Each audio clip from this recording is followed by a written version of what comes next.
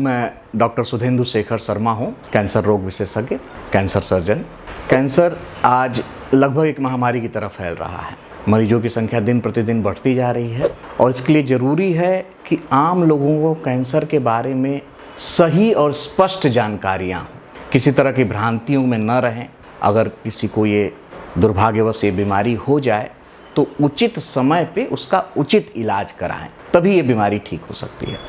भारत में मुख्यतः oral cancer यानी मुंह का कैंसर, जीभ, गला, गाल, जबड़े, ये कैंसर सबसे ज़्यादा व्याप्त है।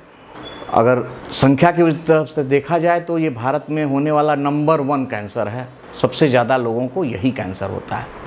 आज ये लगभग सभी लोगों को पता है कि ये क्यों होता है, इसको दोहराने की ज़रूरत नहीं है, फिर भी मैं बता देता हूँ। पान, गुटखा, तम्बाकू, खैनी, गुल, ये सभी चीज़ों से ये हो सकता है। बहुत से लोग ये कहते हैं कि मैं तो गुटखा नहीं खाता हूँ, पान खाता हूँ।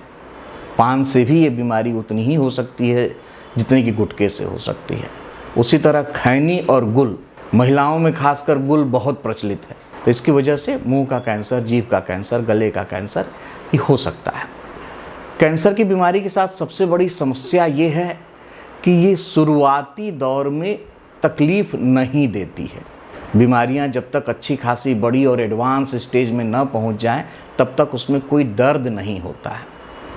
चूँकि उसमें दर्द नहीं होता है, इसलिए मरीज उसको समझता है कि ये कोई आम बीमारी है, जबकि जितनी आम बीमारियां हैं उसमें इससे ज़्यादा दर्द होता है। कैंसर अपना सभी दर्द बचा के रखता है आखिरी स्टेज में देने के लिए, जबकि आदमी कुछ करने की स्थिति में, डॉक्टर भी कुछ करने की स्थिति में नहीं रहते हैं। तो कैसे पहचाने कि किसी को मुंह का कैंसर हो रहा है? अगर कोई भी व्यक्ति पान, गुटखा, तम्बाकू, खैनी, गुल, इन सब चीज़ों का सेवन करता है, अगर उसको अपने मुंह में कोई भी छाला, कोई घाव, कहीं से खून आना या कोई लाल या सफ़ेद धब्बा, इस तरह की कोई भी चीज़ दिखे, तो उसे तत्काल किसी योग्य और सक्षम डॉक्टर को दिखाना चाहिए। ये नहीं है कि आपके मुंह में कुछ भी हो जाए तो आप सीधे कैंसर सर्जन के पास भागे, ये प्रैक्टिकल भी नहीं है। लेकिन आपके आसपास जो भी प्रशिक्षित डॉक्टर हैं, जो डेंटल सर्जन है, ईएनटी सर्जन है, जनरल सर्जन है, उनको आप जाके दिखा सकते हैं, इलाज शुरू करवा सकते हैं। अगर उन डॉक्टर को ये लग रहा है कि आपको ये उस बीमारी की संभावना है, तो वो आपको स्वयं वो किसी न किसी कैंसर सर्जन के पास या किसी कैंसर के अस्पताल के पास रेफ़र करेंगे और बोलेंगे वहाँ जाके दिखा ले, और उनकी सलाह को आपको सीरियसली लेना है।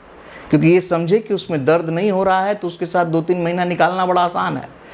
मुंह में स्टेज 3, स्टेज 4 का कैंसर होते हुए भी लोग अपना सभी सामान्य कार्य कर सकते हैं।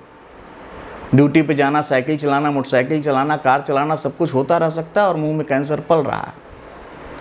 तो अगर कोई भी घाव, कोई भी अल्सर या कोई लाल या सफ़ेद दाग जो आपको दिख रहा है और ये 2 से 3 हफ्ते के इलाज में नहीं ठीक हो रहा है, तो आपको तत्काल किसी कैंसर सर्जन के पास जाकर उसकी जांच कराने की आवश्यकता है।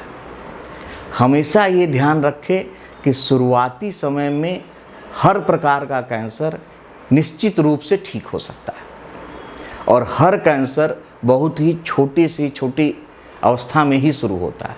अचानक किसी को स्टेज 4 का कैंसर नहीं आ जाता है कि आप सोए और सुबह आपको इतना बड़ा घाव गाल में दिख रहा है। तो समस्या जो आज कैंसर के डॉक्टर्स फेस कर रहे हैं, वो एक तो संख्या है ही कि बहुत सारे मरीजों को कैंसर हो रहा है। सबसे बड़ी समस्या ये है कि उनमें से अधिकांश मरीज, 80 से 90% मरीज जो है तीसरी या चौथी स्टेज में आ रहे हैं, जबकि मुंह के कैंसर के साथ ऐसा नहीं होना चाहिए। ये आपको सामने दिख रहा है, आपको जानकारी है कि ये क्यों होता है, फिर भी लोग जो है इसमें विलम्ब करते हैं। तो इस पर जो है सबसे सही तरीका ये है कि आप अगर समय से आप इलाज कराएंगे तो इलाज भी आसान और सस्ता है।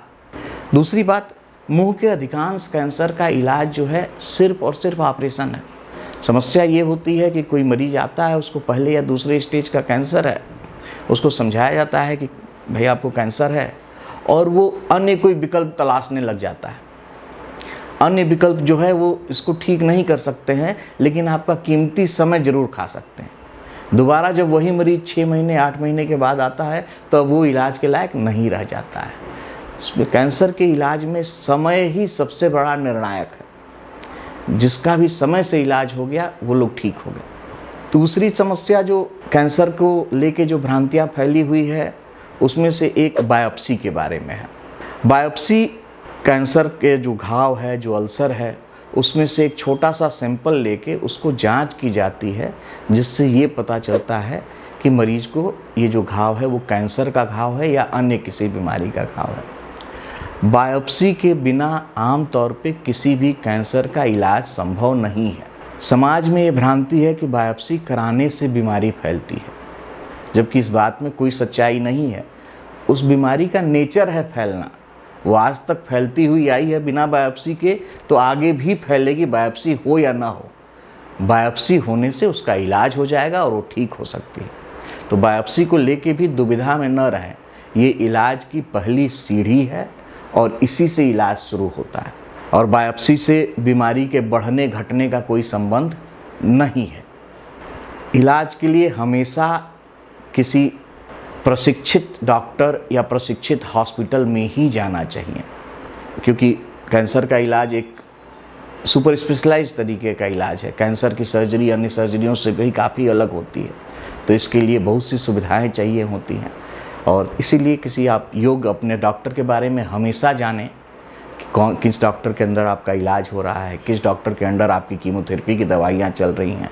अगर कीमोथेरेपी की दवाइयाँ चल रही हैं तो क्या दवाइयाँ चल रही हैं, उसका प्रिस्क्रिप्शन, ये सारी चीज़ें, उसके साइड इफ़ेक्ट, इन सारी चीज़ों के बारे में आप अपने डॉक्टर से पूछें और उसके बारे में जानकारी हासिल करें।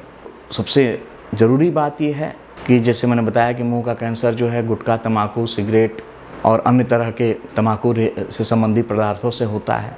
तो अगर आप इसका प्रयोग करते हैं तो इसको छोड़ें, अगर प्रयोग नहीं करते हैं तो कसम ले कि जीवन में कभी आरंभ ही नहीं करेंगे। तभी जो है हमारा समाज इस कैंसर से, ओरल कैंसर से लड़ पाएगा।